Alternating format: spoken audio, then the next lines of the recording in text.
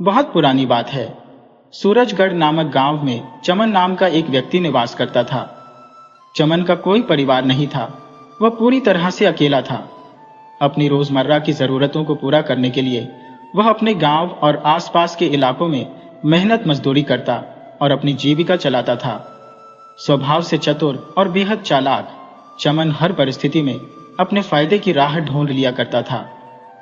एक दिन जब वह नदी पार के दूसरे गांव में काम की तलाश में जा रहा था तो उसकी नजर नदी किनारे एक चमकती हुई वस्तु पर पड़ी। चमन ने उसे उठा लिया। देखने में वह वस्तु किसी कीमती हीरे की भांति प्रतीत हो रही थी। चमन उसे लेकर अपने घर लौट आया। घर आकर उसने उस वस्तु को बड़े जतन से साफ किया और रगड़ रगड़ कर धोया। अब वह वस्तु बिल्कुल हीरे जैसी लगने लगी, लेकिन असलियत में वह केवल कांच का एक टुकड़ा थी। चमन ने सोचा कि इस वस्तु को किसी बड़े जौहरी के पास बेच देना चाहिए। ये विचार आते ही वह नगर के मशहूर जौहरी सेठ रतनलाल की दुकान पर जा पहुंचा। सेठ रतनलाल पूरे नगर में अपनी पारखी नजर और बेजोड़ हीरे जवाहरात के लिए विख्यात था। उसकी दुकान पर अनेक अनमोल रत्न और दुर्लभ हीरे उपलब्ध थे। नगर के धनाढ्य व्यक्तियों के साथ साथ कई राज्यों के मंत्री, दीवान और राजा महाराजा भी उसके ग्राहक थे। राज परिवार के लोग अक्सर उसकी दुकान पर आया करते थे। सेठ रतनलाल किसी भी हीरे को देखकर उसकी असली कीमत पहचानने में माहिर था। चमन लाल ने सेठ रतनलाल के पास पहुंचकर बड़े आत्मविश्वास से कहा, सेठ जी, मैं आपके लिए एक बेशकीमती और दुर्लभ हीरा लेकर आया हूं। यह हीरा हमारी कई पीढ़ियों से हमारे खानदान में सुरक्षित रखा गया है। मेरी मां के निधन के बाद यह मुझे विरासत में मिला है। सच कहूं तो मुझे समझ नहीं आ रहा कि इसका क्या करूं। यह इतना बड़ा है कि इसे अंगूठी में जड़वाना संभव नहीं है और घर पर रखना जोखिम भरा हो सकता है। इसके अलावा मैं अत्यंत निर्धन हूं और अपनी जरूरतों को पूरा करने के लिए धन की आवश्यकता है। इसी कारण मैं यह अनमोल हीरा आपको बेचने के लिए लाया हूं। सेठ ने जब यह तमाम बातें सुनी तो उस बहुमूल्य हीरे को देखने की उत्कंठा से व्याकुल हो उठा। चमन लाल ने वह रत्न जौहरी के सम्मुख प्रस्तुत किया। जैसे ही जौहरी की दृष्टि उस पर पड़ी, वह जोर से ठहाका मारने लगा। उसने एक ही नजर में भांप लिया कि यह कोई हीरा नहीं बल्कि कांच का साधारण टुकड़ा है। जौहरी चमनलाल की ओर घूरते हुए बोला, क्या तुम्हारा दिमाग ठिकाने पर है? एक मामूली कांच के टुकड़े को हीरा बताकर मेरे पास बेचने आ गए हो? क्या तुम्हारी अक्ल घास चरने चली गई है? यह सुनकर चमनलाल एक पल के लिए सकते में आ गया। वह मन ही मन समझ गया कि अगर सेठ इस रत्न को नकली करार दे रहा है तो यह अवश्य ही कांच का टुकड़ा होगा, क्योंकि पूरे नगर में उसकी परख के बराबर कोई नहीं था। फिर भी वह ऐसा अभिनय करने लगा जैसे उस पर झूठा आरोप लगाया गया हो। चमनलाल ने कहा, अरे सेठ जी, मैं कसम खाकर कहता हूं, यह सचमुच एक बेशकीमती हीरा है। इसे मेरे परदादा ने मेरे दादा को, मेरे दादा ने मेरे पिता को और मेरे पिता ने अपनी अंतिम घड़ी में मेरी मां को सौंपा था। यह खानदानी निशानी हमने बरसों तक सहेज कर रखी है, मगर मेरे घरेलू हालात इस वक्त कुछ ठीक नहीं है, इसीलिए मजबूरी में इसे बेच रहा हूं।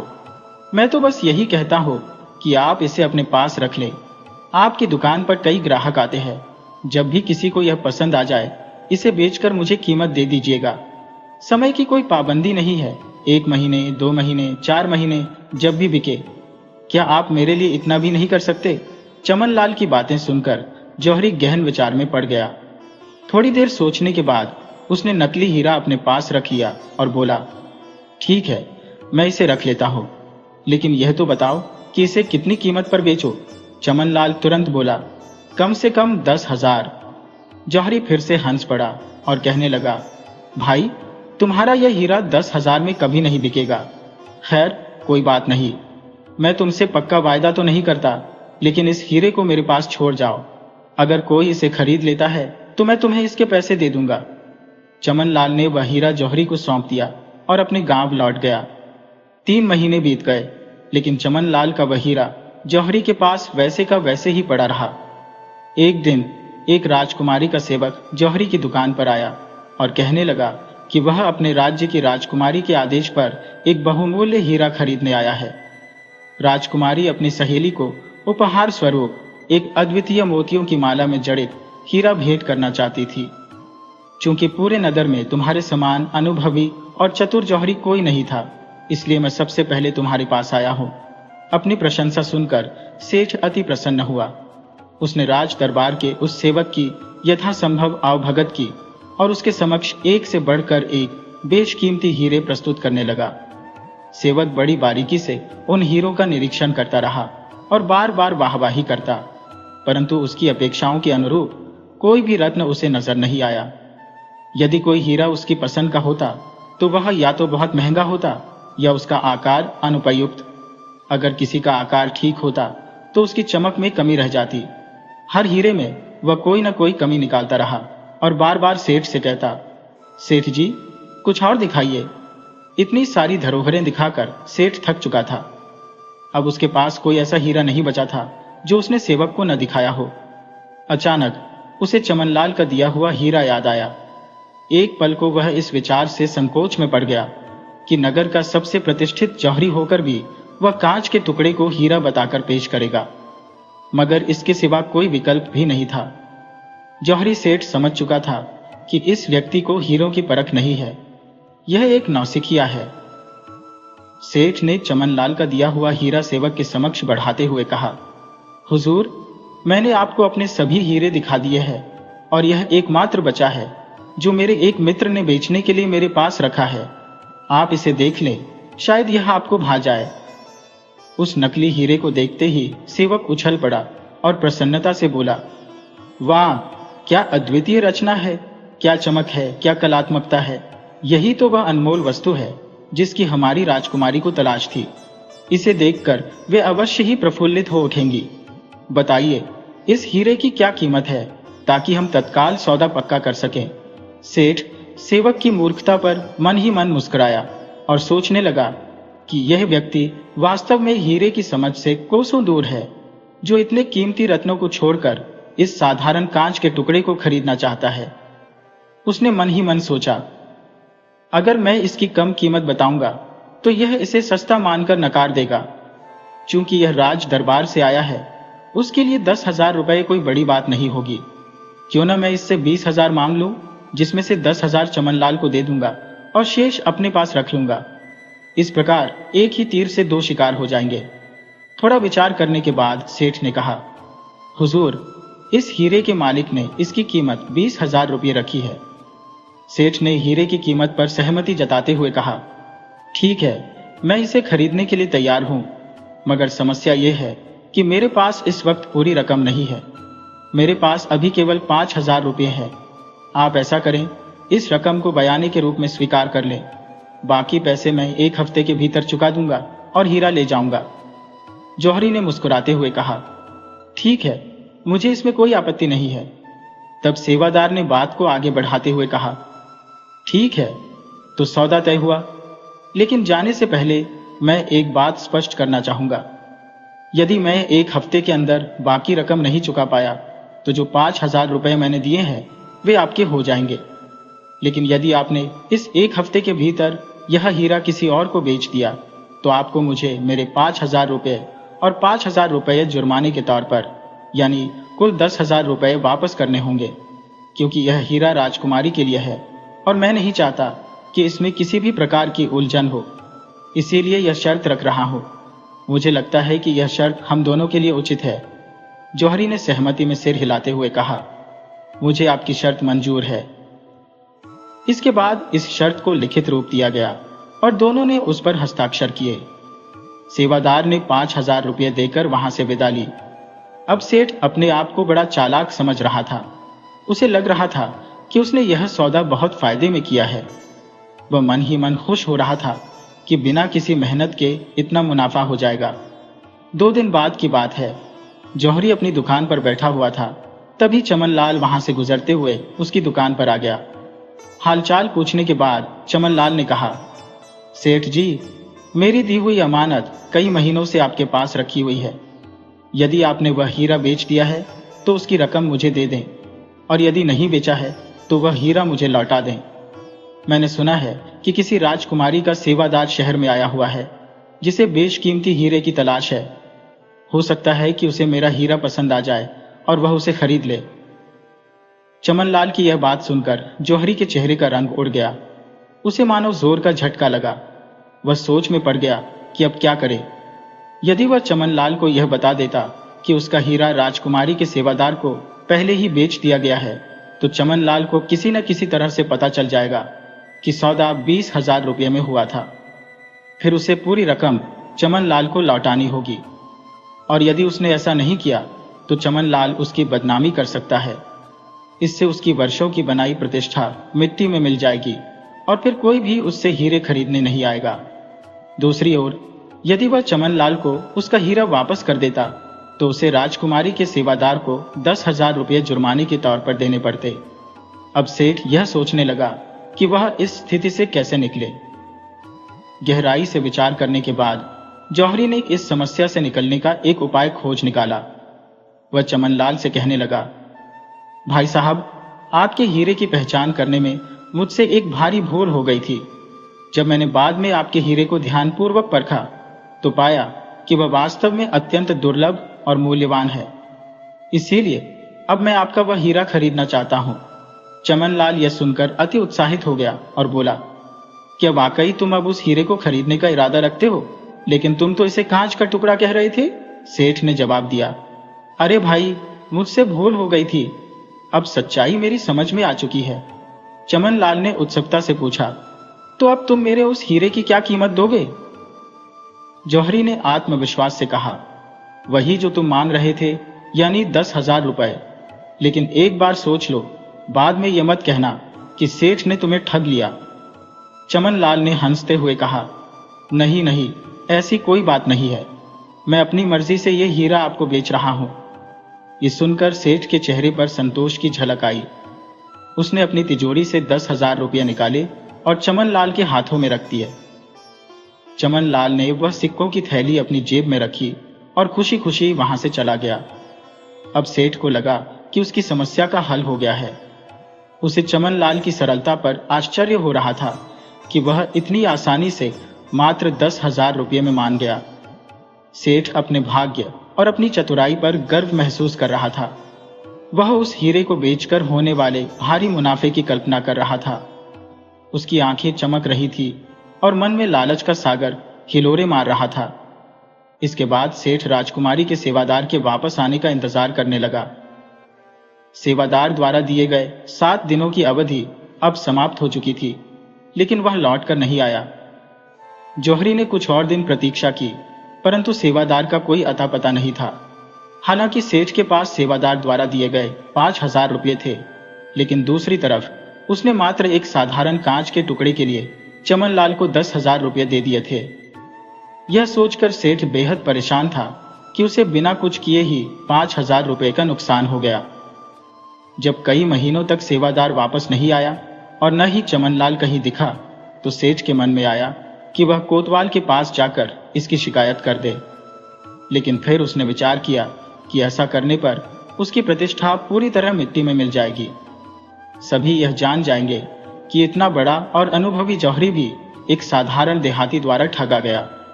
सेठ ने अंततः चुप रहना ही बेहतर समझा। आज तक वह इसी आस में बैठा है कि शायद वह सेवादार कहीं से लौट आए और उस कांच के टुकड़े के बदले बाकी की रकम दे जाए, मगर ऐसा कभी नहीं हुआ। असल में वह सेवादार चमनलाल का मित्र था और दोनों ने मिलकर सेठ को बड़ी चालाकी से मूर्ख बना दिया।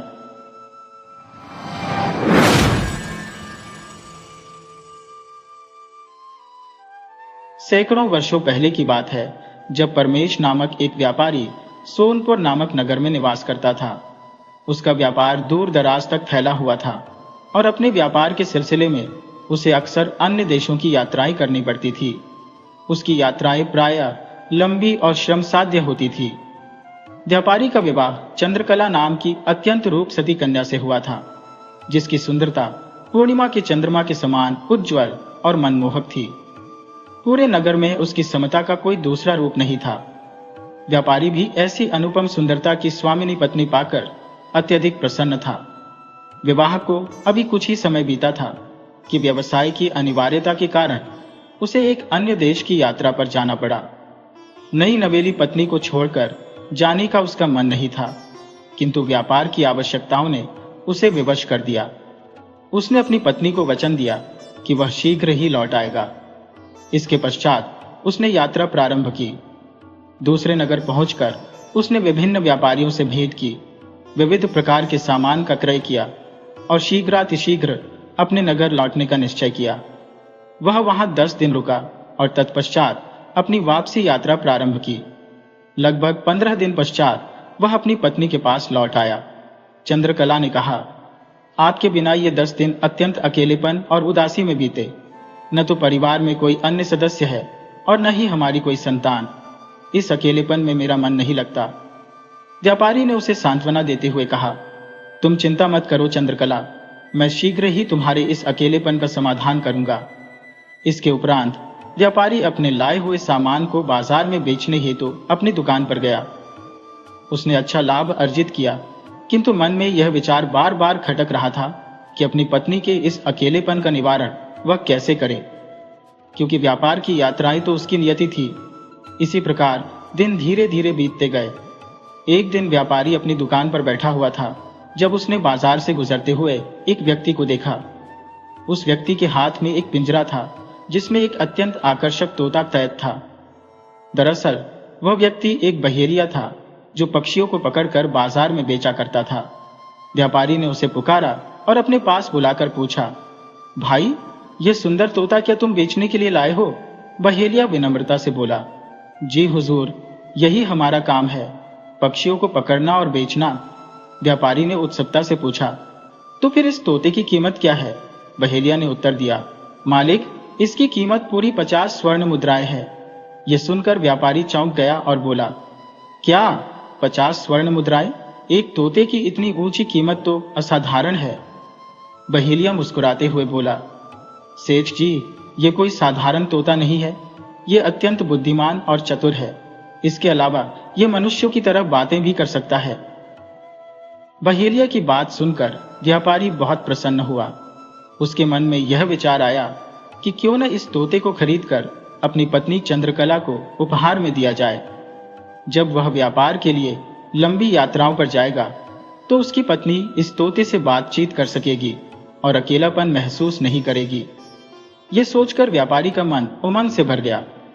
उसने बहेलिया से कहा, ठीक है, मैं 50 स्वर्ण मुद्राएं देकर इस बोलने वाले तोते को खरीदने के लिए तैयार हूं। इस प्रकार व्यापारी ने 50 स्वर्ण मुद्राएं देकर वह तोता खरीद लिया। तोते को सौंपते हुए बहेलिया बोला, सेठ जी, इस अद्भुत तोते के बारे में एक बात बताना चाहता हूं। यह अत्यंत विशेष है और इसे अधिक देखभाल की आवश्यकता होती है। आप इसे पिंजरे में रखिए, लेकिन दिन में कुछ समय के लिए इसे बाहर छोड़ना अनिवार्य है।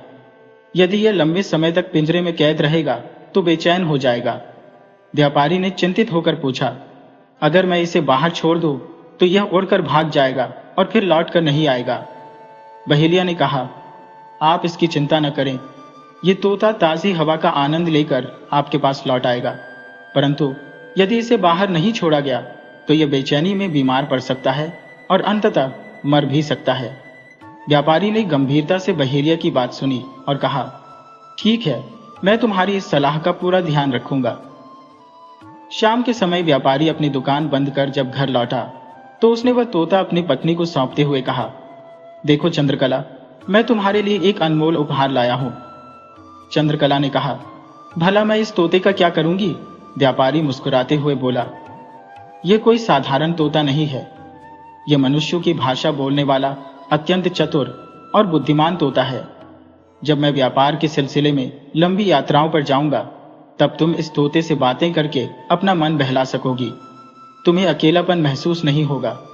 ये सुनकर चंद्रकला प्रसन्नता से बोली, अगर ऐसा है तो वाकई यह तोता अद्वितीय है। आपका यह उपहार मुझे अत्यंत प्रिय है। व्यापारी ने कहा, बस एक बात का ख्याल रखना, हर दिन इस तोते को कुछ समय के लिए पिंजरे से बाहर निकालना आवश्यक है ताकि यह ताजी हवा का आनंद ले सके। कुछ देर बाद यह स्वयं ही पिंजरे में लौट आएगा। यदि ऐसा न किया गया तो यह बेचैनी में पड़कर बीमार हो सकता है और संभवतः मृत्यु को प्राप्त हो सकता है। इस प्रकार व्यापारी ने सारी आवश्यक बातें चंद्रकला को समझा दी। इसके बाद जब भी व्यापारी अपने व्यापारिक कार्यों के लिए यात्रा पर जाता, चंद्रकला तोते से बातें करती और अपना मन बहलाती। हर दिन वह तोते को थोड़ी देर के लिए पिंजरे से बाहर छोड़ती और तोता इधर उधर उड़ने के बाद स्वयं पिंजरे में लौट आता। इस प्रकार चंद्रकला को अब अकेलेपन का कोई एहसास नहीं होता था। कुछ समय इसी प्रकार बीत गया। फिर एक बार ऐसा हुआ कि व्यापारी को अपने व्यापार के सिलसिले में विदेश यात्रा पर जाना पड़ा। इस यात्रा में उसे अपेक्षाकृत अधिक समय लग गया। इसी दौरान एक दिन तोता घर के बाहर एक पेड़ पर जाकर बैठ गया और मनुष्यों की भाषा में जोर जोर से चिल्लाने लगा। तोता कह रहा था, व्यापारी की पत्नी धोखेबाज है, ये कुलक्षणी है, इसने व्यापारी के साथ विश्वासघात किया है, इसे घर से बाहर निकालो। सुबह सुबह जब लोग अपने अपने काम पर जा रहे थे तो उन्होंने देखा कि एक अत्यंत सुंदर तोता पेड़ की डाल पर बैठा हुआ है। जैसे ही कोई व्यक्ति उस पेड़ के नीचे से गुजरता, तोता जोर जोर से वही बातें चिल्लाने लगता। एक राहगीर जो वहां से गुजर रहा था रुक गया और तोते को ध्यान से देखने लगा। उसने तोते को पकड़ने की कोशिश की, लेकिन तोता उड़कर दूसरी डाल पर जा बैठा और फिर वही बात दोहराने लगा। व्यापारी की पत्नी धोखेबाज है, ये गैर मर्दों को घर बुलाती है। राहगीर यह सुनकर घबरा गया और सोचने लगा, ये कैसा विचित्र तोता है जो इस घर की औरत के सारे भेद खोल रहा है। वह वहीं खड़ा होकर स्थिति को समझने का प्रयास करने लगा। इसे देखकर कुछ और लोग वहां इकट्ठा हो गए। उनमें से एक ने उससे पूछा, तुम कौन हो और यहाँ क्यों खड़े हो? क्या तुम इस घर की टोह लेना चाहते हो? यह तो अनुचित है। वह व्यक्ति बोला, मैं तो यहाँ पहली बार आया हूँ, मैं किसी के घर की जासूसी नहीं कर रहा। लेकिन यह तोता जो इस घर के बाहर बैठा है अपनी मालकिन के बारे में ऐसी बातें चिल्ला रहा है जो मैं दोहराने में भी शर्म महसूस करता हूँ। बाकी लोग कहने लगे, अरे भाई, यह तो व्यापारी परमेश्वर का घर है। वह अत्यंत ईमानदार और नेक दिल इंसान है। उसने आज तक किसी पर उंगली भी नहीं उठाई। वह अपनी पत्नी के साथ इसी घर में रहता है। जैसे जैसे लोग वहां इकट्ठा होते गए, तोते ने फिर से अपनी बात दोहरानी शुरू कर दी। व्यापारी की पत्नी धोखेबाज है, ये कुलक्षणी है और गैर मर्दों को अपने घर बुलाती है।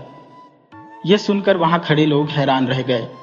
वे कहने लगे, ये तोता कितना मासूम और प्यारा है। ये तो वही बोलता है जो ये देखता और सुनता है। जरूर व्यापारी की पत्नी ने कोई बड़ा गलत काम किया होगा, तभी यह तोता बार बार ऐसा कह रहा है। धीरे धीरे यह बात पूरे इलाके में फैल गई कि व्यापारी की पत्नी धोखेबाज है। बस्ती के लोग उसके घर से कतराने लगे। मर्दों ने अपनी पत्नियों को चंद्रकला के घर जाने से मना कर दिया। दूसरी ओर चंद्रकला इस बात से बेहद परेशान थी। वो सोचती थी, आखिर ऐसा क्या हुआ कि सभी ने हमारे घर आना जाना बंद कर दिया। हर सुबह वह तोता व्यापारी के घर के बाहर पेड़ पर बैठ जाता और वही बातें चिल्लाने लगता। फिर कुछ देर बाद वह कहाँ गायब हो जाता, ये कोई नहीं जानता था। अब यह अफवाह पूरे नगर में फैल चुकी थी कि व्यापारी की पत्नी कुलक्षणी और बेवफा है। लोग यह भी कहने लगे कि शायद इसी वजह से उसका पति उसे छोड़कर चला गया। असल में व्यापारी इस बार अपने व्यापारिक कार्य के कारण लंबी यात्रा पर गया था। उसे गए हुए पूरे 1 साल बीत चुका था। इसी बीच एक दिन नगर में व्यापारियों का एक काफिला आया। पता चला कि उसी काफिले के साथ व्यापारी परमेश्वर भी लौट आया है। पूरे 1 साल बाद वह अपने घर वापस आ रहा था। जब नगरवासियों ने उसे देखा तो तुरंत पहचान लिया। कुछ लोग उससे मिलने आए और ताने मारते हुए कहने लगे, तुम इतने लंबे समय तक कहाँ थे? तुम्हें अपने घर की कोई खबर भी है? तुम्हारे पीछे क्या क्या हो रहा है ये मालूम भी है? अगर तुम्हें इतनी लंबी यात्रा पर जाना ही था तो अपनी पत्नी को साथ ले जाते। व्यापारी ने जब अपनी पत्नी का नाम लोगों के मुंह से सुना तो उसे क्रोध आ गया, लेकिन उसने अपने गुस्से को दबा लिया और चुपचाप रहा। उसने अपनी पत्नी के लिए बहुत सारे उपहार खरीदे थे। व्यापारी जैसे ही अपने घर के अंदर दाखिल हुआ, न जाने उसने ऐसा क्या देखा कि थोड़ी ही देर में उसके चीखने चिल्लाने की आवाजें बाहर आने लगी। वह क्रोध में अपनी पत्नी से कहने लगा, मैंने तुम्हें हमेशा एक सच्ची नेक औरत समझा, लेकिन तुमने मेरी हर उम्मीद को तोड़ दिया। तुमने मेरे विश्वास को रांद दिया। तुम विश्वास के लायक नहीं हो। ये कहते हुए व्यापारी गुस्से में अपना घर छोड़कर बाहर निकल गया। उसकी आवाज सुनकर आसपास के लोग भी वहां इकट्ठा हो गए, लेकिन वह तोता व्यापारी के घर के बाहर ही ठहरा रहा और अचानक ऊंची आवाज में चिल्लाने लगा, व्यापारी की पत्नी बेवफा है। ये सुनकर व्यापारी ने निर्णय किया कि इस पूरे मामले का निपटारा गांव के मुखिया से करवाया जाएगा। गांव का मुखिया बेहद विवेकशील और अनुभवी व्यक्ति था। जब भी गांव वालों के बीच कोई समस्या होती, वे मुखिया के पास जाकर समाधान पाते। मुखिया बड़ी ही कुशलता से समस्याओं का समाधान करता और इसी कारण गांव वाले उसका अत्यधिक सम्मान करते थे। व्यापारी ने फौरन मुखिया के घर की ओर रुख किया। वह बेहद चिंतित था और साथ में उसका तोता भी था। वहां कुछ और लोग भी मौजूद थे जिन्होंने तोते को पहचान लिया। वे बोले, ये वही तोता है जिसने अपनी मालिकिन की बेवफाई की खबर पूरे गांव में फैलाई है। उनकी बात सुनकर मुखिया ने गहरी आवाज में कहा, बिना पूरी सच्चाई जाने किसी पर आरोप लगाना अनुचित है। सोच समझकर बात करें। मुखिया की यह बात सुनकर लोग खामोश हो गए। थोड़ी देर बाद मुखिया की ओर देखकर वे बोले, मुखिया जी, हमने वही कहा जो हमने सुना है। हर कोई यही बात कर रहा है। ये सुनकर मुखिया के चेहरे पर नाराजगी उभर आई। उन्होंने कहा, सिर्फ सुनी सुनाई बातों पर किसी के चरित्र पर प्रश्न चिन्ह लगाना उचित नहीं है। अफवाहें फैलाने वाले लोग ही समाज में अव्यवस्था का कारण बनते हैं। इतने में तोते ने मुखिया की ओर देखते हुए कहा, मुखिया जी, आपको मेरा प्रणाम। आपसे मिलकर अत्यधिक प्रसन्नता हुई। तोता बार बार यही बात दोहराने लगा। मुखिया ने जब उसे देखा तो चकित रह गए। उन्होंने अपना हाथ बढ़ाया तो तोता उड़कर मुखिया के हाथ पर आ बैठा और अपनी चोंच से उनके हाथ को चूमने लगा। यह देखकर मुखिया मुस्कुरा उठे। ऐसा तोता उन्होंने पहले कभी नहीं देखा था जो इतनी स्पष्टता से मनुष्यों की भाषा बोल सके। मुखिया तोते की इस कुशलता से इतने प्रभावित हुए कि वह मूल समस्या को लगभग भूल ही गए। तभी उनकी नजर व्यापारी पर पड़ी। मुखिया ने कहा, सेठ, तुम यहाँ किस समस्या के समाधान के लिए आए हो?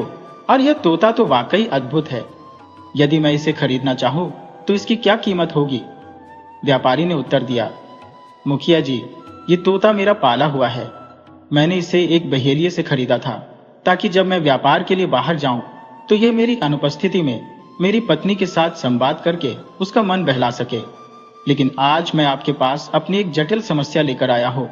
मुझे पूर्ण विश्वास है कि आप इस उलझन को सुलझा देंगे। मुखिया और बाकी सभी लोगों की नजरें व्यापारी पर टिक गईं, जो भीतर ही भीतर टूटन और विषाद के सागर में डूबा हुआ था। मुखिया ने गंभीर स्वर में कहा, सेठ, बताओ तुम्हारे साथ ऐसा क्या घटित हुआ? तुम्हारी परेशानी क्या है? व्यापारी ने भारी मन से कहना शुरू किया, मैं व्यापार के सिलसिले में अक्सर विदेशों की यात्राएं करता हूं। अपनी पत्नी का मन लगाने के लिए मैंने एक तोता खरीदा था। ये वही तोता है जो आपके सामने बैठा है। मेरी पिछली यात्रा में मुझे लौटने में पूरा 1 साल लग गया। मैं एक साधारण व्यक्तित्व वाला आदमी हूं, लेकिन मेरी पत्नी, वह तो अनुपम सौंदर्य की मूरत है। पहली बार जब मैंने उसे देखा तो मेरी आंखें ठिठक गईं और दिल सिहर उठा। मुझे यकीन नहीं हो रहा था कि मेरे जैसे साधारण आदमी से उसकी शादी कैसे हुई। जब मैंने यह बात अपने रिश्तेदारों को बताई तो उन्होंने मुझे समझाया कि इसमें चिंता की कोई बात नहीं है, बल्कि मुझे इस बात का अभिमान होना चाहिए कि मुझे इतनी सुंदर पत्नी मिली। उन्होंने कहा, तुम्हारी काबिलियत, तुम्हारा व्यापार और तुम्हारा घर, यही सब गुण है जिनके कारण लड़की वालों ने तुम्हें चुना। हालांकि उनके तर्कों ने मुझे थोड़ी सांत्वना दी, लेकिन मेरे दिल में एक अनकहा भय घर कर गया। बार बार जब भी मैं अपने आप को आईने में देखता तो यही सोचता कि मेरे जैसे साधारण व्यक्ति को इतनी सुंदर पत्नी कैसे मिल सकती है। मुझे यह डर सताने लगा कि शायद इस लड़की का पहले किसी और के साथ प्रेम संबंध रहा होगा और उसके घर वालों ने दबाव डालकर उसकी शादी मुझसे करवा दी। इन विचारों ने मेरे मन को अशांत कर दिया। उसकी बेजोड़ सुंदरता, जो कभी मेरे लिए आकाश का चांद थी, अब फीकी और बेनूर लगने लगी, जैसे चांद पर कोई दाग दिख जाए। इसी द्वंद्व के कारण मैं अपनी पत्नी के साथ कठोरता से पेश आने लगा। गुस्से में मैंने एक अंगूठी उसके हाथ में पहनाई और स्पष्ट शब्दों में कहा, अगर तुम चाहती हो कि इस घर में तुम्हारा जीवन सुखद और सम्मानजनक बने तो मेरे नियमों का पालन करना होगा। मेरी हर बात माननी होगी, वरना मैं क्रोध में बहुत ही कठोर हूं। मुझे हमेशा यह आभास होता था कि शायद उसकी जीवन में पहले किसी और के प्रति कोई जुड़ाव रहा हो, लेकिन यह महज मेरे मन की एक भ्रांति थी। क्योंकि समय बीतने के साथ उसकी हर बात और व्यवहार में ऐसी कोई बात नजर नहीं आई जिसने मेरे संशय को पुष्ट किया हो। धीरे धीरे मेरी पत्नी के प्रति मेरा रवैया कोमल और सौम्य हो गया। वह तोता जिसे मैंने पहले ही खरीद रखा था, मेरी पत्नी को प्रसन्न रखने के उद्देश्य से लाया गया था। फिर एक दिन व्यापार के सिलसिले में मुझे दूरस्थ देश जाना पड़ा। मेरे व्यापारी मित्र ने वहां मुझे बुलावा भेजा था। ऐसे लंबे सफर पर अपनी पत्नी को साथ ले जाना असंभव था, क्योंकि वह अत्यंत सुंदर और सदा सजी संवरी रहती थी। जब से वह मेरे घर आई थी, पड़ोस के लोग दीवारों से झांक झांक कर उसे देखने की कोशिश करते। यह सब मुझे क्रोध से भर देता। कई बार मैंने लोगों से वाद विवाद तक कर लिया, फिर भी मेरी पत्नी बेहद ईमानदार थी। मैंने उसे कभी घर की दहलीज पार करते या किसी अवांछनीय स्थिति में नहीं देखा। मेरा विश्वास उस पर गहराने लगा। जब मैं अपनी व्यापारी यात्रा पर निकला तो इस तोते को मैंने घर पर ही छोड़ दिया। जाते समय उसे समझा दिया, तुम्हारा काम यह सुनिश्चित करना है कि मेरे घर और मेरी पत्नी की सुरक्षा बनी रहे। यदि कोई दीवार फांदने की कोशिश करे तो जोर से शोर मचाना, ताकि आस पड़ोस के लोग इकट्ठा हो जाए। वफादार तोते ने मुझे आश्वासन दिया, मालिक, जैसा आपने कहा है मैं वैसा ही करूंगा। आपकी अनुपस्थिति में सब कुछ संभालूंगा। इस तरह मैं अपनी पत्नी को अकेला छोड़कर रवाना हो गया। समय के पंख लग गए और 1 वर्ष बीत गया।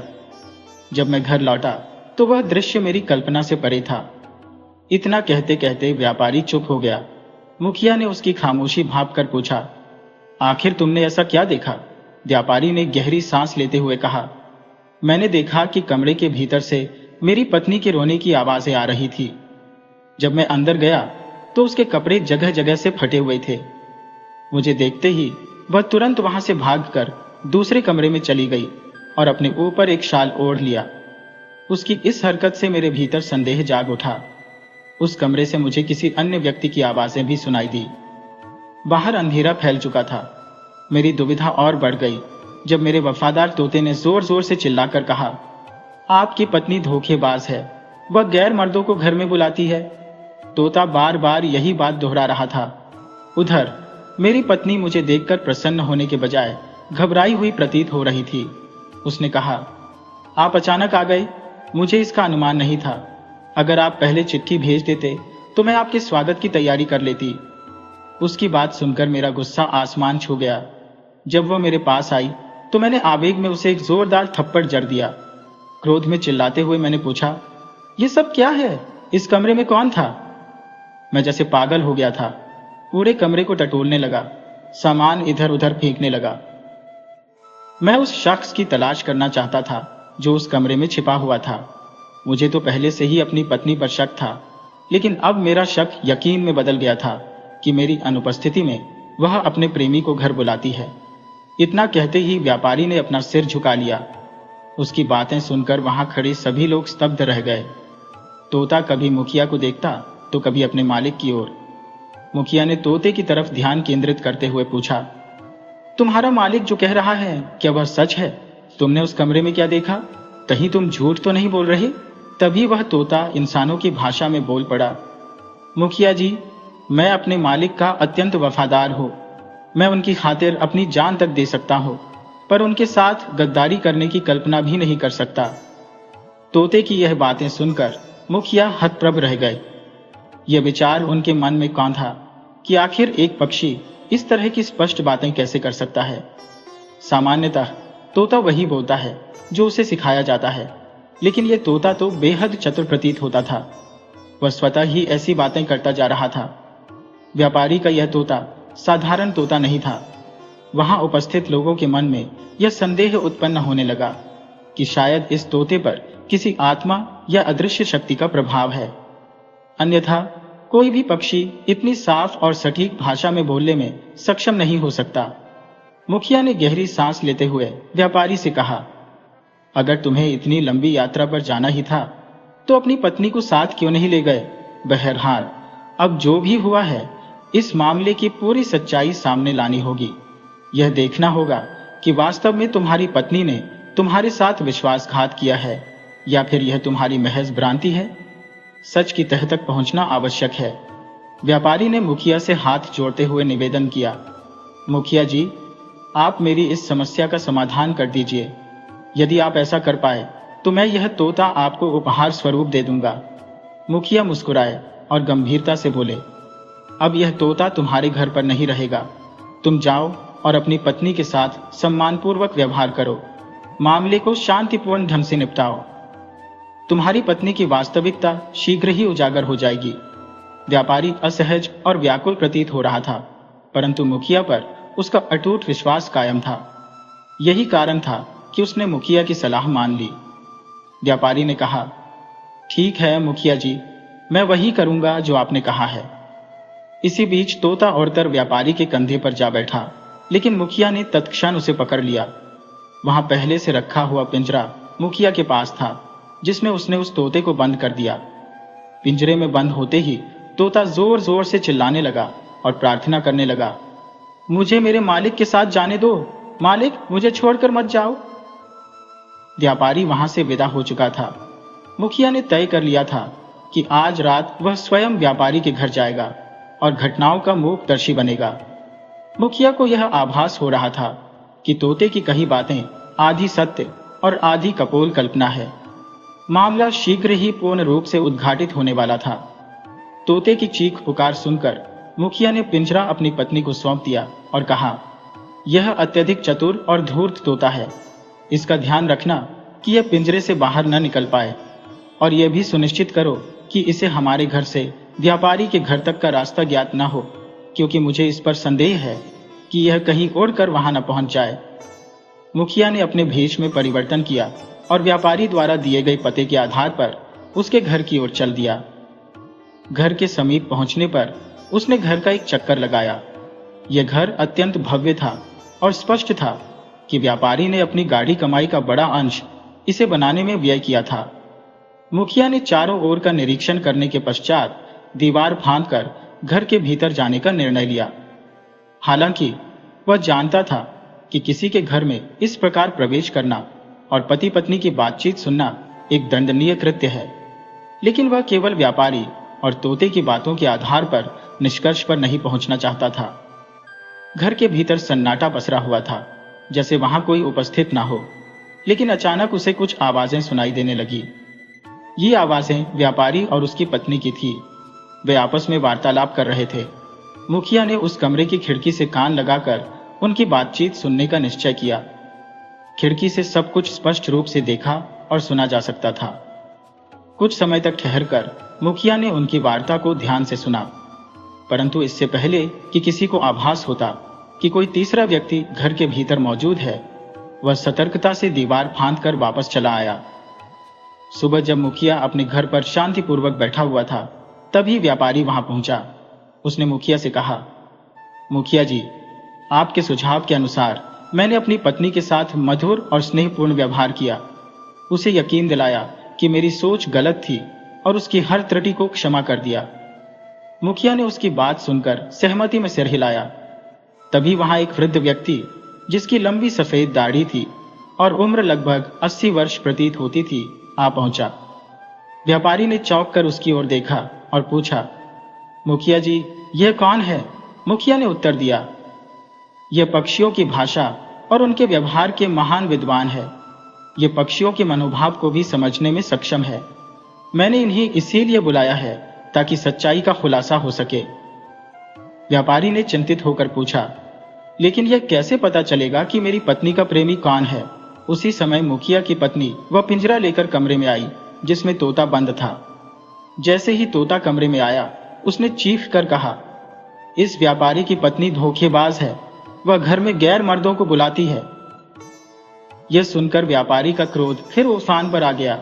उसने कहा, मुखिया जी, मेरा मन करता है कि मैं अपनी पत्नी को खत्म कर दूं। यह कहते हुए वह जोर जोर से रोने लगा। मुखिया ने उसे समझा बुझाकर शांत किया, लेकिन मुखिया के मस्तिष्क में व्यापारी और उसकी पत्नी की रात की बातें गूंजने लगी। रात को उसकी पत्नी घबराई हुई थी और अपने पति से कह रही थी, मैंने तुम्हारे साथ कोई छल कपट नहीं किया, कृपया मुझे कोई सजा मत देना। उस समय व्यापारी ने उसकी बात को सहानुभूति से सुना था। मुखिया ने अपने घर लौटकर व्यापारी की पत्नी के आचरण और स्वभाव का अनुमान लगा लिया था। वह चिंतित था कि कहीं व्यापारी क्रोध में पागल ना हो जाए। दूसरी ओर वह वृद्ध व्यक्ति बहुत देर से तोते से संवाद कर रहा था। तोता जो कुछ भी कह रहा था वह वृद्ध ध्यानपूर्वक सुन रहा था। इसके बाद उसने मुखिया को एकांत में बुलाकर तोते के बारे में चर्चा की। मुखिया ने कहा, आप इस तोते को कुछ दिनों के लिए अपने साथ ले जाइए, इसके बाद ही मुझे इसके विषय में विस्तार से बताइए। वृद्ध ने सहमति में सिर हिलाया और तोते को अपने साथ ले गया। मुखिया ने अपनी पत्नी को निर्देश दिया, तुम जाकर व्यापारी की पत्नी को यहां बुलाकर लाओ। थोड़ी देर बाद मुखिया की पत्नी लौटी और बोली, व्यापारी की पत्नी ने आने से इनकार कर दिया है। उसने कहा है कि वह अपने पति की आज्ञा के बिना घर से बाहर नहीं निकल सकती। यदि मुखिया जी को कोई बात करनी है तो वे स्वयं आकर बात करें। यह सुनकर मुखिया ने दोबारा अपना भेष बदला और साधु के रूप में व्यापारी के घर पहुंच गया। उसने दरवाजा खटखटाया, लेकिन व्यापारी की पत्नी ने दरवाजा नहीं खोला। जब मुखिया ने दूसरी बार दरवाजा खटखटाया तो अंदर से आवाज आई, कौन है? मेरे पति घर पर नहीं है, इसलिए यहां से चले जाओ। मुखिया ने मन में सोचा, यह स्त्री बेहद ईमानदार और सच्ची प्रतीत होती है। उसने अपनी असलियत प्रकट की। तब जाकर व्यापारी की पत्नी ने दरवाजा खोला। मुखिया ने कहा, देखो बहन, मुझे सब कुछ सच सच बता दो, तभी मैं तुम्हारे और तुम्हारे पति के बीच कोई समाधान निकाल सकूंगा। यह सुनकर व्यापारी की पत्नी घबरा गई और बोली, मुखिया जी, वह तोता एक पक्षी है, वह कुछ भी बोल सकता है। आप उसकी बातों पर भरोसा मत कीजिए और मुझ पर शक मत कीजिए। इससे तो बेहतर है कि मैं मर ही जाऊं।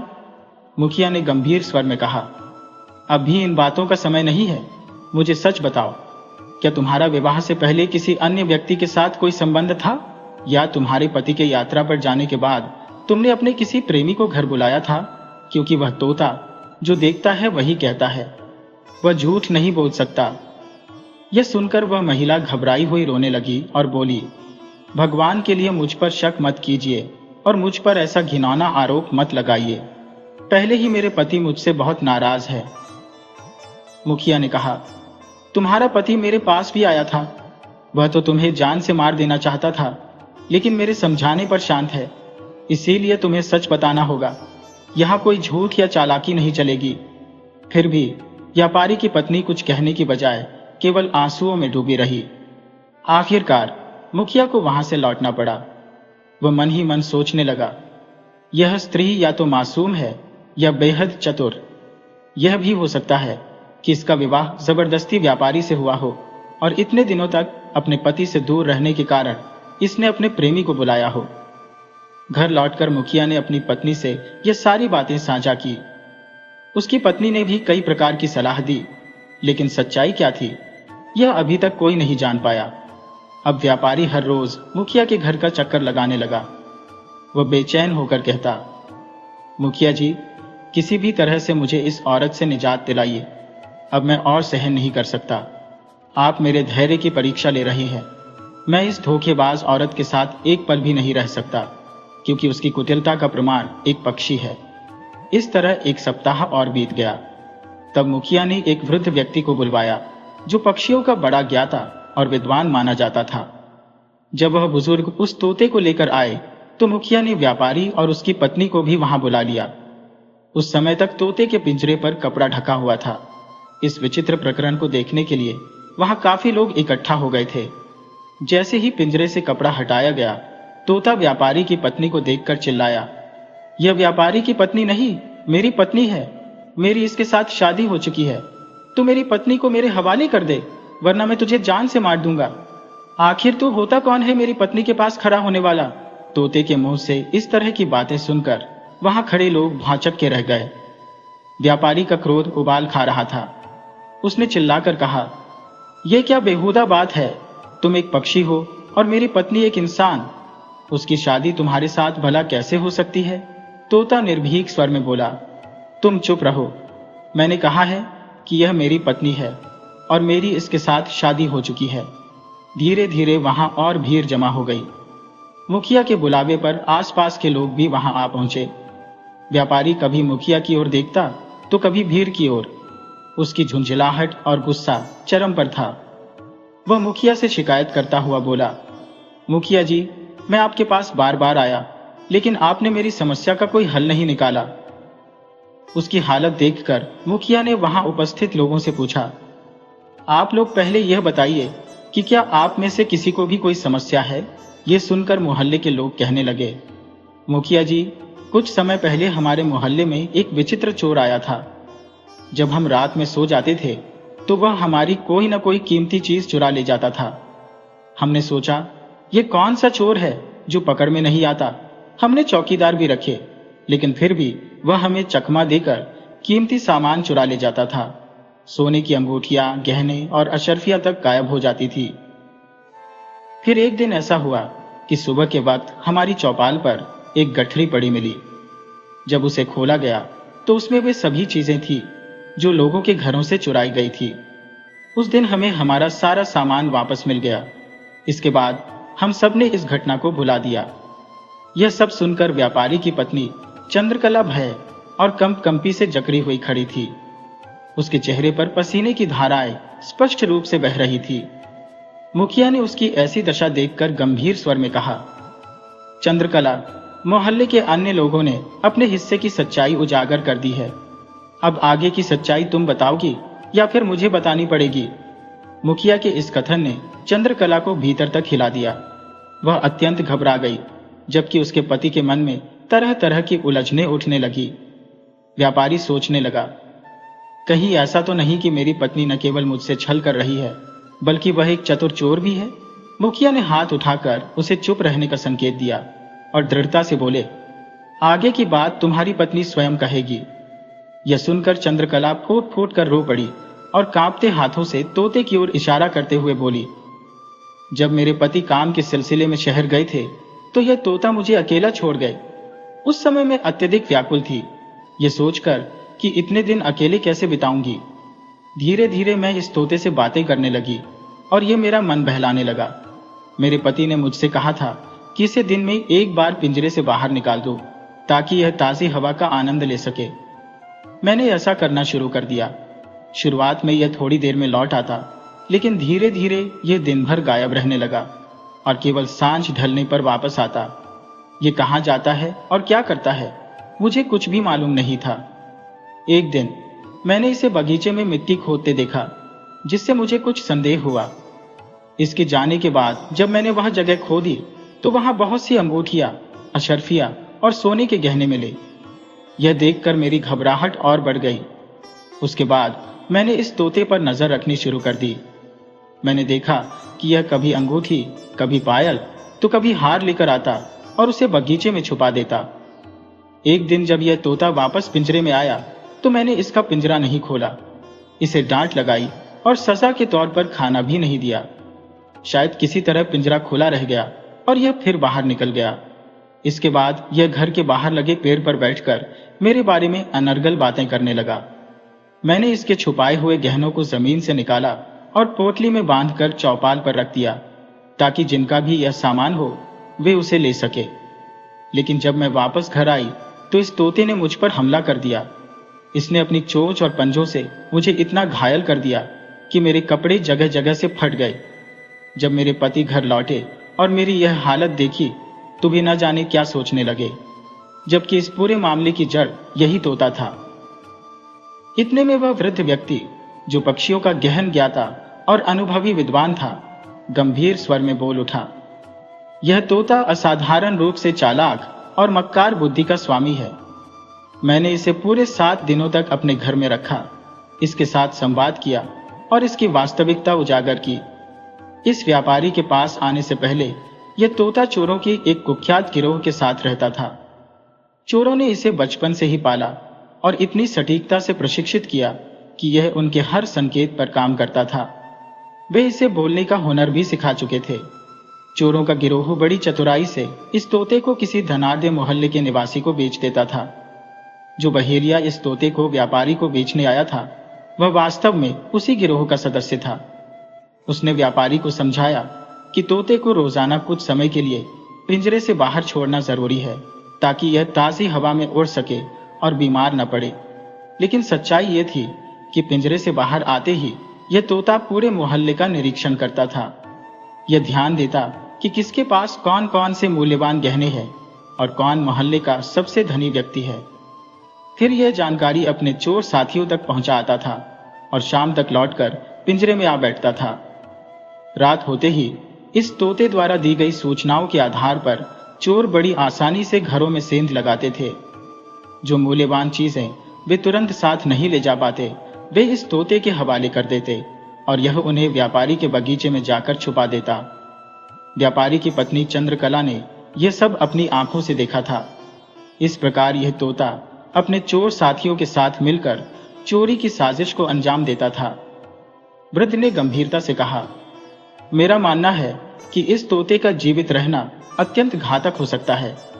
इसे तुरंत समाप्त कर देना चाहिए, अन्यथा यह अपने गिरोह के साथ मिलकर और भी घरों में चोरी करवाता रहेगा और चंद्रकला जैसी ईमानदार महिलाओं का जीवन दूभर कर देगा। ये सुनते ही व्यापारी ने तत्क्षण कदम बढ़ाया और झपट कर तोते को अपने हाथों में पकड़ लिया। क्रोध में उसने उसकी गर्दन मरोड़ दी। तोता छटपटाता हुआ वहीं प्राण त्याग गया। इसके बाद व्यापारी ने अपनी पत्नी चंद्रकला से क्षमा मांगी और उसे साथ लेकर अपने घर लौट गया।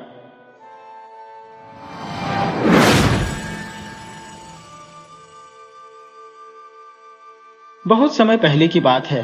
एक गांव में शेख चिल्ली नाम का एक युवक रहता था। उसके पिता का बचपन में ही देहांत होने के बाद उसकी मां ने उसे अकेले ही पाल पोसकर बड़ा किया था।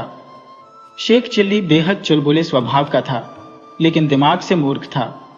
एक तो वह और उसकी मां गरीबी में दिन काट रहे थे और ऊपर से उसकी मूर्खता के कारण उसकी मां को आए दिन लोगों की जली कटी बातें सुननी पड़ती थी। लोगों के तानों से परेशान होकर एक दिन शेख चिल्ली की मां ने उसे घर से निकाल दिया। घर से निकाले जाने के बाद उसके पास रहने का कोई ठिकाना नहीं था। कुछ दिनों तक यूं ही भटकते भटकते वह पड़ोस के दूसरे गांव में जा पहुंचा। गांव के लोगों से वहां रहने के लिए अनुमति लेकर उसने गांव के पास ही अपने लिए एक झोपड़ी बना ली। शेख चिल्ली का स्वभाव बेहद नटखट व चुलबुला था, इसलिए देखते ही देखते वह गांव वालों से घुल मिल गया। गांव के सभी लोग उसे खूब पसंद करने लगे। शेख गांव वालों का छोटा मोटा काम कर देता और उसके बदले में वे उसे राशन व अन्य सामान देते, जिससे उसका गुजारा चल जाता। शेख चिल्ली बातें बनाने में भी माहिर था, इसलिए गांव के कुछ लड़के उसके शागिर्द की तरह हमेशा उसके आगे पीछे घूमते रहते थे। उस गांव के मुखिया की एक बेटी थी जो देखने में बेहद सुंदर थी। शेख चिल्ली की बातों और उसकी लोकप्रियता से प्रभावित होकर मुखिया की बेटी उसे पसंद करने लगी थी।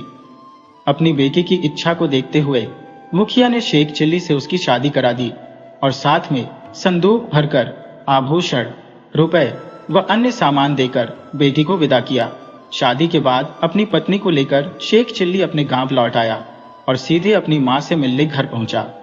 उसने मां को पूरी कहानी सुनाते हुए अपनी पत्नी को मां से मिलवाया और शादी में मिले सारे सामान को उन्हें सौंप दिया। शेख चिल्ली की मां ने दोनों का घर में खुशी खुशी स्वागत किया, लेकिन मन ही मन में वह जानती थी कि शेख कोई काम नहीं जानता और मुखिया की बेटी से उसकी शादी किस्मत से हुई है। इसी तरह कई महीने बीत गए और एक दिन शेख चिल्ली की पत्नी अपने मायके वालों से मिलने अपने गांव चली गई। देखते ही देखते उसकी पत्नी को मायके गए हुए 1 साल से अधिक समय बीत गया, लेकिन न तो वह वापस आई और न ही कोई संदेश भेजा। शेख चिल्ली को अब पत्नी की चिंता सताने लगी थी। ऐसे में उसने अपनी मां से कहा कि वह अपनी पत्नी को वापस लाने जाना चाहता है। साथ ही उसने कहा कि वह अपने ससुराल जाने का रास्ता भूल गया है। उसने मां से गुजारिश की कि वह उसे उसकी पत्नी के गांव पहुंचने का रास्ता बताए। उसकी मां जानती थी कि शेख चिल्ली मूर्ख है, इसलिए उसने उससे कहा कि अगर तू अपनी नाक की सीध में सीधा चलता जाएगा तो अपने ससुराल पहुंच जाएगा और इस दौरान तुझे यहाँ वहां नहीं मुड़ना है। शेख चिल्ली की मां ने रास्ते के लिए कुछ खाने का सामान गठरी में बांध दिया और उसे ससुराल की ओर विदा किया। अपनी मां के कहे अनुसार वह अपनी नाक की सीध में चलता गया।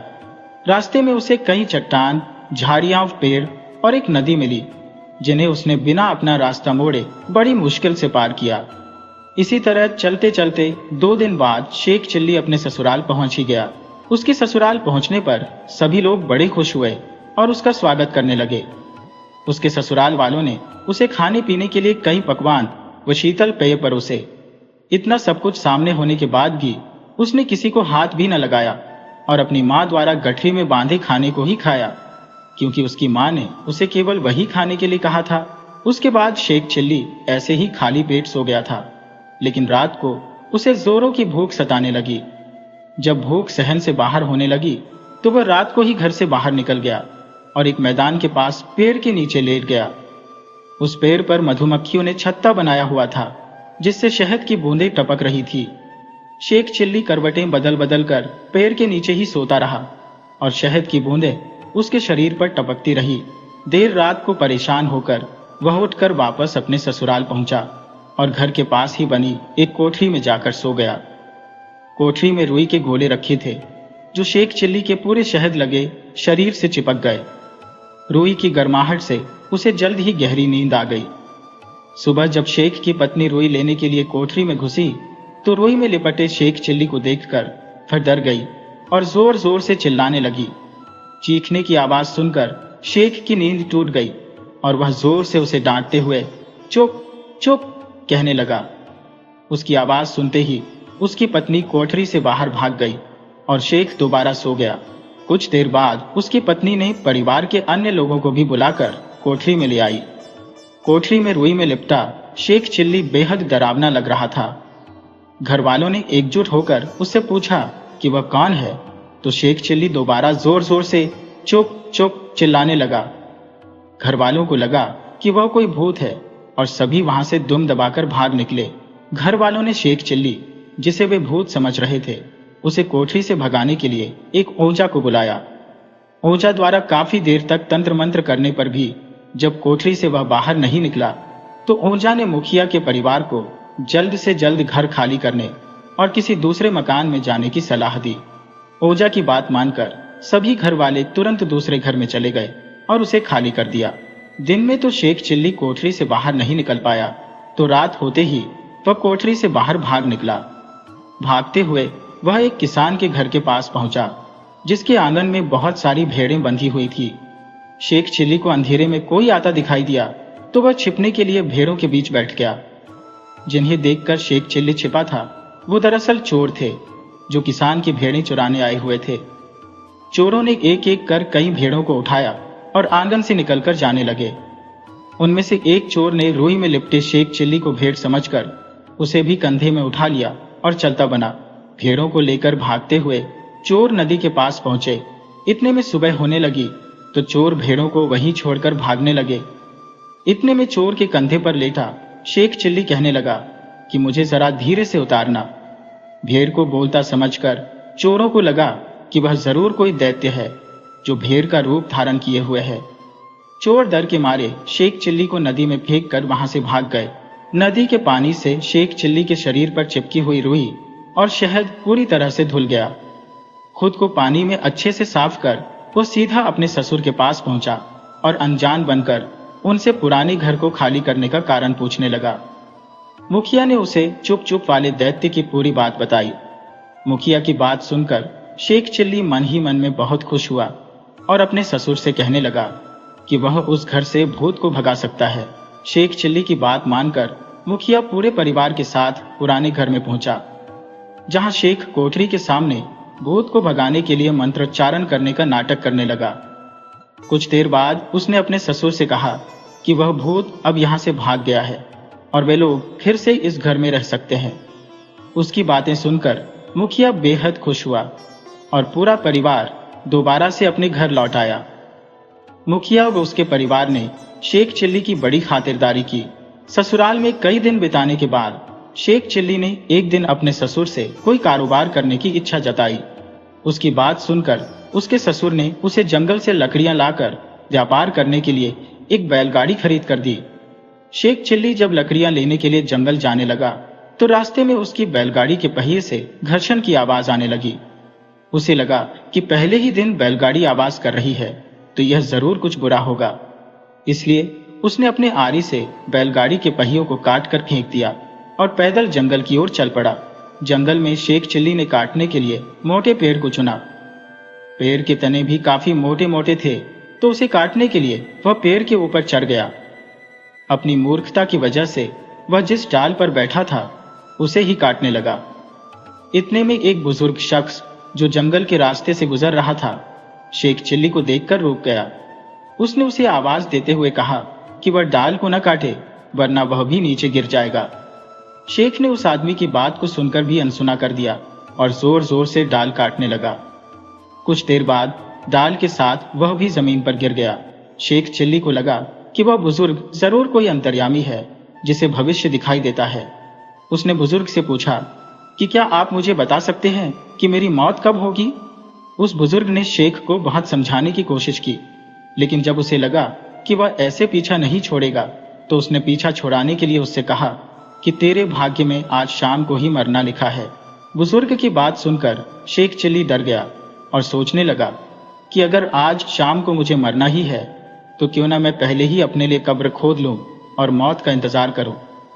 ऐसा सोचकर उसने जंगल में ही एक बड़ा सा गड्ढा खोद लिया और उसमें लेटकर शाम होने का इंतजार करने लगा। इतने में शेख चिल्ली को वहां से एक शख्स गुजरता दिखाई दिया, जिसके हाथ में एक बड़ा सा मटका था। वह आदमी आवाज लगाते जा रहा था कि अगर कोई व्यक्ति मटके को उसके घर तक पहुंचा देगा तो वह उसे पैसे देगा। शख्स की आवाज सुनकर शेख चिल्ली जल्दी से गड्ढे से बाहर निकला और उससे कहा कि वह मटके को उसके घर तक छोड़ देगा। उस व्यक्ति ने भी मटका शेख को पकड़ा दिया और दोनों जंगल से बाहर निकलने लगे। मटके को सिर पर उठाए शेख चिल्ली सोचने लगा कि इस मटके को शख्स के घर पहुंचाने के बाद अगर उसे एक पैसा भी मिलता है तो वह उससे एक अंडा खरीदेगा। शेख चिल्ली सोचने लगा कि उस एक अंडे से मुर्गी पैदा होगी और मुर्गी जो अंडे देगी उससे दर्जनों अंडे, फिर दर्जनों मुर्गियां होंगी। उन्हें बेचकर वह एक बकरी खरीद लेगा। बकरी दूध के साथ साथ कई बकरियों को पैदा करेगी, जिन्हें बेचकर वह एक गाय खरीद लेगा और एक गाय से उसके पास दर्जनों गाय हो जाएंगी। शेख चिल्ली ने अपने ख्यालों में ही गायों को बेचकर घोड़े खरीदने और फिर उन्हें बेचकर मिले रुपए से मकान बनाने की योजना बना ली। शेख चिल्ली सोचने लगा, मैं घोड़े पर सवार होकर बड़े ठाठ से नगर की सैर करूंगा। हमारे नए घर में मैं और मेरी पत्नी और हमारे बच्चे रहेंगे। मैं ठाठ से घर के आंगन में बैठकर हुक्का पीऊंगा और बच्चे जब मुझे खाना खाने के लिए बुलाएंगे तो मैं नामे सिर हिला दूंगा। अपने ख्यालों की दुनिया में ही खोए शेख चिल्ली ने जैसे ही ना करते हुए जोर से सिर हिलाया, मटका उसके सिर से जमीन पर गिरकर टूट गया। मटके के टूटते ही उसके अंदर का सारा सामान मिट्टी में बिखर गया। यह देखकर उस व्यक्ति को बहुत गुस्सा आया और उसने शेख को खूब भला बुरा कहा और बिना पैसे दिए वहां से चला गया। शेख चिल्ली काफी देर तक सिर पकड़े जमीन पर टूटे मटके को देखते हुए अपने टूटे सपने के बारे में सोचता रहा। कभी भी किसी चीज के लालच में आकर ख्याली पुलाव नहीं पकाने चाहिए। किसी चीज को पाने का लालच और मेहनत न करने से कुछ हासिल नहीं होता, बल्कि उल्टा और नुकसान ही होता है।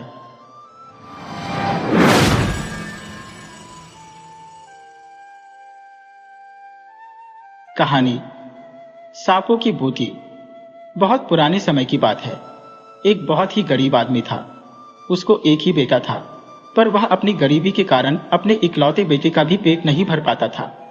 अपने पिता की गरीबी से तंग आकर एक दिन उसका बेटा उससे बोला, मेरे प्यारे पिताजी, इस गरीबी में आपको अपना पेट भरना ही इतना मुश्किल हो रहा है। मैं आपके लिए बोझ बन गया हूं। क्यों न मैं खुद ही बाहर जाकर अपनी रोटी कमाऊं, क्योंकि इस छोटे से गांव में कोई भी काम मिलना संभव नहीं है। अपने बेटे को देने के लिए गरीब पिता के पास आशीर्वाद के सिवाय कुछ भी नहीं था। माता पिता ने भारी मन से अपने बेटे को विदाई दी।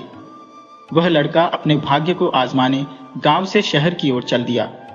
शहर पहुंचने पर उसे पता लगा कि उनके राजा की किसी और राजा के साथ लड़ाई चल रही है और राजा को स्वस्थ नौजवानों को अपनी सेना के लिए जरूरत है। वह लड़का भी बिना कुछ सोचे समझे झट से राजा की सेना में भर्ती हो गया। शत्रु राजा की सेना बहुत ही शक्तिशाली थी। उसकी सेना के सामने इस लड़के के राजा वाली सेना का टिकना बहुत ही कठिन हो रहा था। इनका सेनापति सबको साहस बंधा रहा था, पर बहुत सारे सिपाही अपनी जान बचाकर भागने लगे थे। इस बहादुर लड़के ने जिंदगी को बहुत ही करीब से देखा था। गरीबी की जिंदगी जीने से तो लड़ते लड़ते मरना ज्यादा अच्छा है। यह सोचकर उसने पीठ दिखाकर भागने वाले सभी सिपाहियों को शत्रु का बहादुरी से सामना करने के लिए उकसाया, तो भाग रहे सिपाही भी वापस आ गए और अपनी मातृभूमि की रक्षा के लिए जी जान से लड़ने लगे। अंत में शत्रु की सेना को मैदान छोड़कर भागना पड़ा। बूढ़े सेनापति ने राजा से इस लड़के की बहादुरी की बहुत प्रशंसा की। उसे बहुत सारा धन इनाम में दिया गया और साथ ही अपने राज्य में ऊंचे पद पर रख लिया गया। अब वह लड़का राज दरबार और राजमहल का एक हिस्सा बन गया। राजा को एक बेटी थी जो बहुत ही सुंदर थी, पर अभी तक उसे उसकी पसंद का कोई भी युवक नहीं मिला था, क्योंकि उसने कसम खाई थी कि वह उसी युवक से शादी करेगी जो उसे इतना अधिक प्यार करेगा कि उसके मरने पर उसी की कब्र में साथ साथ दफन हो जाएगा, और अगर उसका पति पहले मरता है तो वह भी उसी के साथ उसकी कब्र में दफन हो जाएगी, क्योंकि पति की मृत्यु के बाद उसके जीवन का कोई महत्व ही नहीं रह जाएगा। राजकुमारी की यह बेहूदी सी कसम किसी भी युवक को पसंद नहीं थी। इसी वजह से उस राज्य का कोई भी युवक उस राजकुमारी से विवाह करने का इच्छुक नहीं था। पर इस गरीब लड़के को राजकुमारी से पहली नजर में प्यार हो गया था। वह किसी भी हालत में उससे शादी करने के लिए तैयार था। राजा ने उसे बहुत समझाया कि यह सब उसके बस की बात नहीं है। जीते जी किसी और के साथ उसकी कब्र में बंद रहना इतना आसान नहीं है। शादी के लिए हाँ करने से पहले उसे अच्छी तरह सोच विचार कर लेना चाहिए। ऐसा न हो कि बाद में अपना वचन न पूरा कर सके। अगर वह अपना वचन नहीं निभाएगा तो उसे मौत के घाट उतार दिया जाएगा। पर वह लड़का अपनी बात पर डटा रहा। अंत में राजा को अपनी बेटी का विवाह उससे करना पड़ा। काफी समय तक दोनों पति पत्नी बहुत ही सुखी जीवन बिताते रहे, पर एक दिन अचानक ही राजकुमारी बहुत बीमार पड़ गई। कोई भी डॉक्टर और उसकी दवा उस राजकुमारी को ठीक न कर सकी। काफी दिनों तक बीमार रहने के बाद एक दिन उस राजकुमारी की मृत्यु हो गई। अब तो उस लड़के को अपनी पत्नी के साथ ही उसकी कब्र में तब तक रहना था जब तक वह भूख से मर नहीं जाता। राजा को उस लड़के पर तरस आ गया तो उसने अपनी बेटी के लिए एक बड़ी सी कब्र बनवाई और इस लड़के के लिए कुछ दिनों का खाना पानी भी उस कब्र में रखवा दिया।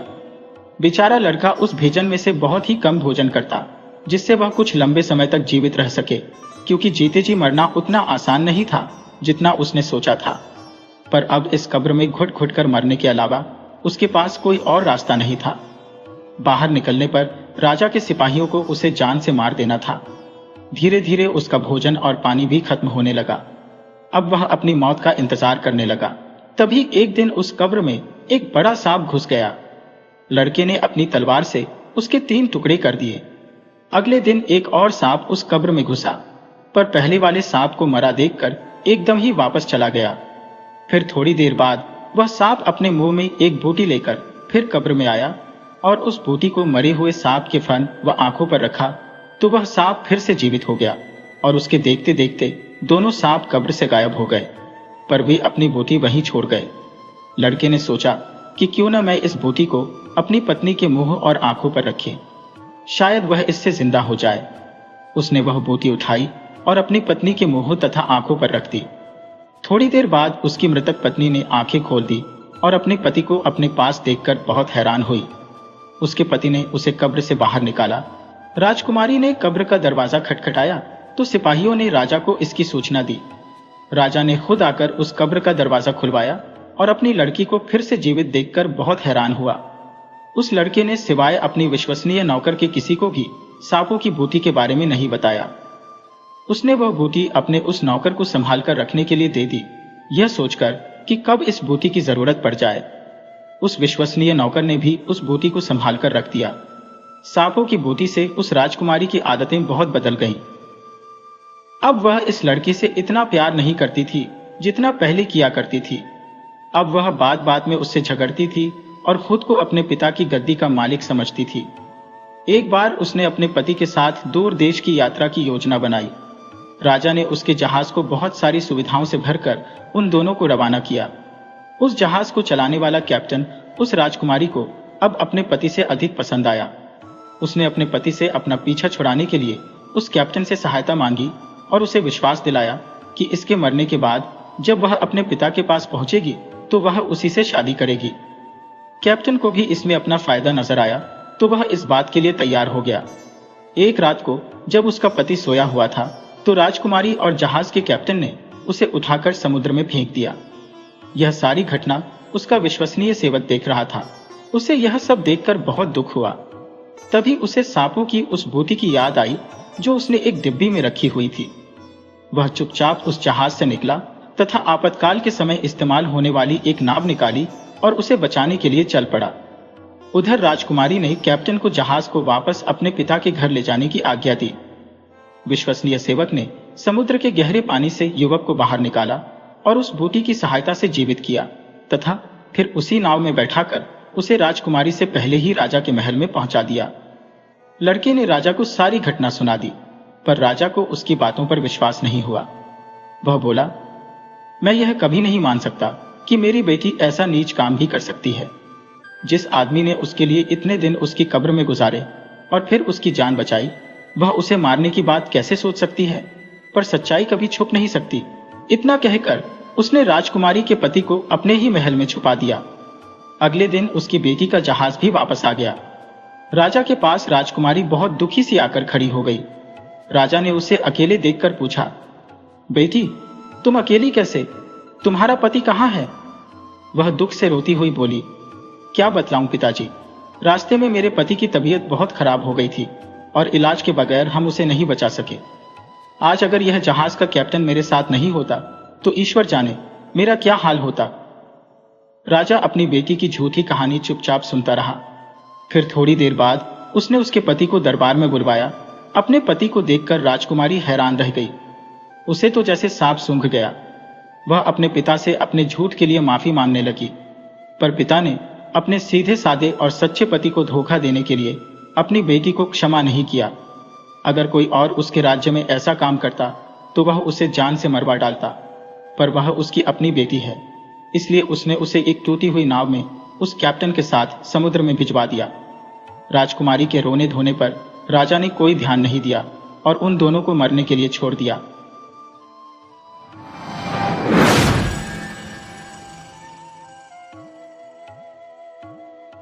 बहुत गहरे समुद्र में समुद्री राजा का महल था।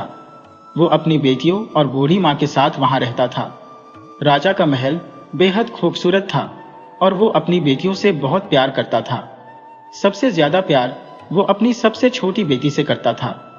इस समुद्री राज्य का एक नियम था कि जो भी राजकुमारी 18 साल की हो जाती थी उसे समंदर की सतह पर जाने का मौका मिलता था। उससे पहले कोई भी राजकुमारी सतह पर नहीं जा सकती थी। राजा की 5वीं बेटी की सालगिरह का मौका था। सभी बहुत खुश थे। राजकुमारी को सभी जन्मदिन की बधाई दे रहे थे। राजा ने ऐलान किया कि मरीना अब 18 साल की हो गई और उसे सतह पर जाने की इजाजत दी जाती है, ताकि वो बाहरी की दुनिया, धूप व इंसानी दुनिया देख सके, उसका आनंद ले सके। राजा ने साथ ही मरीना को आगाह भी किया कि सागर की दुनिया इंसानी दुनिया से बहुत अलग होती है, इसलिए वो इंसानों के करीब न जाए और समय रहते अपनी दुनिया में लौट आए। यह सुन सबसे छोटी राजकुमारी ईवा भी सतह पर जाने की जिद करने लगी, लेकिन राजा ने साफ इनकार कर दिया क्योंकि वो 18 साल की नहीं हुई थी। ईवा बहुत दुखी हुई। उसे बेसब्री से अपने 18वें जन्मदिन का इंतजार था। ईवा बेहद खूबसूरत थी और उसकी सबसे बड़ी खासियत यह थी कि वो बेहद दयालु थी। समंदर के सभी जीवों से उसे प्यार थे। यही वजह थी कि वो सबकी फेवरेट थी। ईवा को इंसानों के बारे में जानने की बहुत उत्सुकता रहती थी। वो अक्सर अपनी दादी माँ से उन्हीं के बारे में पूछती रहती थी। एक बार यूं ही उसने पूछा कि क्या इंसान हमारी तरह ही होते हैं या हमसे बेहतर होते हैं। दादी मैंने बताया कि उनके पैर होते हैं जबकि हमारे पैर नहीं होते। मछलियों की तरह हमारे शरीर की बनावट होती है। इंसान बहुत प्रदूषण फैलाते हैं, इसलिए वो हमसे बेहतर नहीं होते। ईवा ने जानना चाहा कि क्या इंसान हमसे ज्यादा जीते हैं, तो दादी माँ ने समझाया कि वो 100 साल से ज्यादा नहीं जीते, जबकि मरमेड्स 300 साल तक जी सकती है और मरने के बाद वो समुद्री झाग बन जाती है। लेकिन यदि हम जीवन भर भले काम करें तो हम अमर हो सकते हैं और हवा की परियां हमें स्वर्ग ले जाती है उनके साथ रहने के लिए। इसी तरह समय बीतता गया और ईवा का 18वां जन्मदिन आ गया। उसे सबने बधाई दी। वो खुद बेहद उत्साहित थी। आखिर जिस पल का उसे इंतजार था वो आ गया था। राजा ने कहा कि मैं तुम्हें बाहरी दुनिया दिखा लाता हूं, पर ईवा ने कहा कि बाकी सब अकेले गए तो वो भी अकेली ही जाना चाहती है। इतने में उसके दोस्त श्रिम्प ने राजा से कहा कि वो उसका ख्याल रखेगा। राजा ने कहा कि सूर्यास्त से पहले लौट आना। ईवा तेजी से सतह की ओर चल पड़ी। बाहर आते ही वो मंत्रमुग्ध हो गई। इस नई अनजान दुनिया ने उसे मोहित कर लिया। इतने में ही उसे एक जहाज नजर आया जिसमें एक युवक था। उसने श्रिम्प से पूछा कि ये क्या चीज है। फिर उसने देखा कि वो युवक तो बिल्कुल उसके गुड्डे जैसा ही है। श्रिम्प ने बताया कि वो राजकुमार है और शायद अपना जन्मदिन मनाने आया है। ईवा राजकुमार की खूबसूरती से मोहित हो गई थी और वो गाना गाने लगी। इतने में ही तूफान आ गया। आसमान में काले बादल छा गए और तेज लहरों के बीच राजकुमार का जहाज फंस गया। इस तूफान में जहाज डूब गया। ईवा ने देखा तो वो राजकुमार को बचाने चल पड़ी और वो कामयाब भी रही। राजकुमार को वो किनार पर लाई। इतने में ही किसी के आने की आहट सुनकर वो छिप गई। कुछ लड़कियां वहां से गुजर रही थी और उन्होंने देखा कि राजकुमार वहां बेहोश था। इतने में राजकुमार को भी होश आ गया और उसने देखा कि एक खूबसूरत लड़की वहां खड़ी है। राजकुमार ने उसे अपनी जान बचाने के लिए धन्यवाद कहा। राजकुमार उसे अपना दिल दे बैठा। उस लड़की ने भी सच नहीं कहा। ईवा ने यह सब देखा। श्रिम्प ने कहा कि वो लड़की झूठा श्रेय ले रही है, पर ईवा ने कहा कि कोई बात नहीं, राजकुमार की जान बच गई, वो इसी से खुश है। सूर्यास्त होने को था तो दोनों वापस समंदर में लौट आए।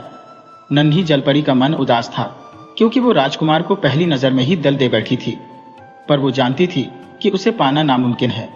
सागर के नियम ऐसे ही थे कि वो इंसानों से नहीं मिल सकती थी। श्रिम्प ने नन्ही राजकुमारी की हालत देख उसे एक उपाय सुझाया। वो उसे समुद्री डायन के बारे में बताने लगा, लेकिन उसने आगाह भी किया कि इसमें बहुत खतरा भी हो सकता है। लेकिन नन्ही जलपरी को तो बस राजकुमार को पाने की धुन थी। वो चल पड़ी समुद्री डायन से मिलने। समुद्री डायन ने अपने जादुई गोले में देखा कि लिटिल मरमेड उसकी मांद की ओर आ रही है। इतने में ही गोले में से एक भविष्यवाणी हुई कि राजकुमारी सबसे प्यारी और भावुक मन की है। वो अपने अच्छे कामों की वजह से एक पवन परी बन जाएगी और उसी वक्त तुम्हारे पाप खत्म हो जाएंगे और तुम्हारी मृत्यु हो जाएगी। डायन ने कहा कि ऐसा कभी नहीं होगा। इतने में ही राजकुमारी डायन तक पहुंच गई और उसने गुजारिश की कि वो इंसान बनना चाहती है। डायन ने कहा कि उस राजकुमार के लिए ऐसा करना सही नहीं, क्योंकि ये तुम्हारे दुखों का कारण भी बन सकता है। ईवा ने कहा वो हर कीमत के लिए तैयार है। डायन ने कहा कि मैं तुम्हें इंसान तो मैं बना दूंगी, लेकिन तुम्हारी आवाज छीन लूंगी। तुम्हें राजकुमार का दिल जीतना होगा। अगर तुम कामयाब रही तो तुम्हारी आवाज भी लौट आएगी, लेकिन यदि ऐसा नहीं हो सका तो तुम्हारी मौत निश्चित है और तुम समुद्री झाग बन जाओगी। नन्ही जलपरी ने शर्त मान ली। डायन ने उसे जादुई शरबत दिया और कहा इसे तट पर जाकर पीना। मरमेड ने ऐसा ही किया। शरबत पीते ही वो बेहोश हो गई। इस बीच उसकी मछली जैसी पूंछ पैरों में बदल गई, पर उसकी आवाज चली गई। उसे होश आया तो सामने राजकुमार था। राजकुमार ने कहा तुम ठीक हो, पर तुम हो कौन और सागर तट पर क्या कर रही थी? राजकुमार ने उसे आराम करने की सलाह दी। अगले दिन वो चलने लगी तो राजकुमार बेहद खुश हुआ। उसने उसके साथ डांस किया और उसकी नृत्य कला से काफी प्रभावित हुआ। राजकुमार ने कहा कि आज का दिन बहुत अच्छा है, मुझे मेरे जीवन का प्यार भी मिल गया। नन्ही परी को लगा कि वो उसकी बात कर रहा है। इतने में ही राजा का आगमन हुआ और राजकुमार ने राजा से उस लड़की का परिचय करवाया जो उसे तूफान वाले दिन मिली थी। राजकुमार ने कहा कि इसी ने मेरी जान बचाई थी, मैं इससे शादी करना चाहता हूं। राजा भी मान गए।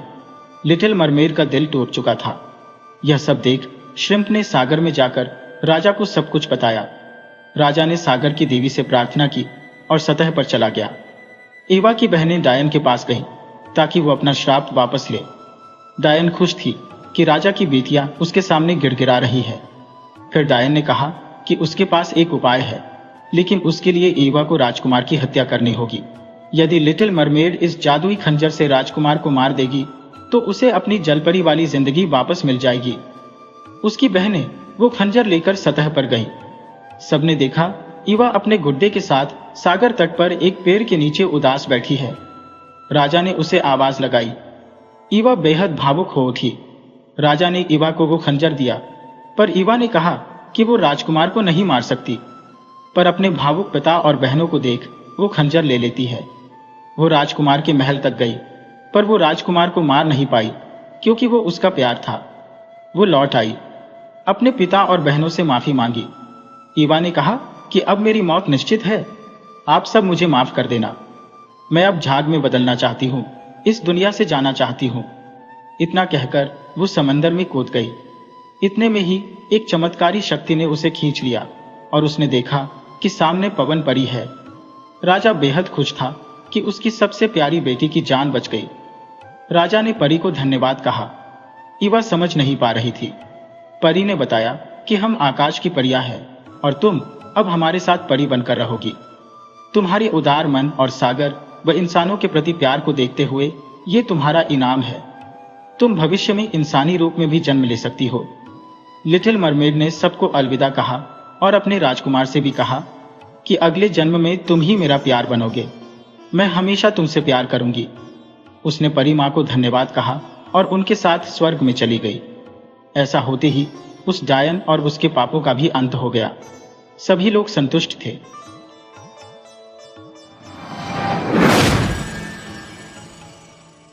वीडियो अच्छी लगी हो तो इसे लाइक करें और ऐसी ही मज़ेदार कहानियों के लिए चैनल को सब्सक्राइब करें और बेल आइकन दबाएं। ज़्यादा से ज़्यादा अपने दोस्तों को शेयर करें। धन्यवाद।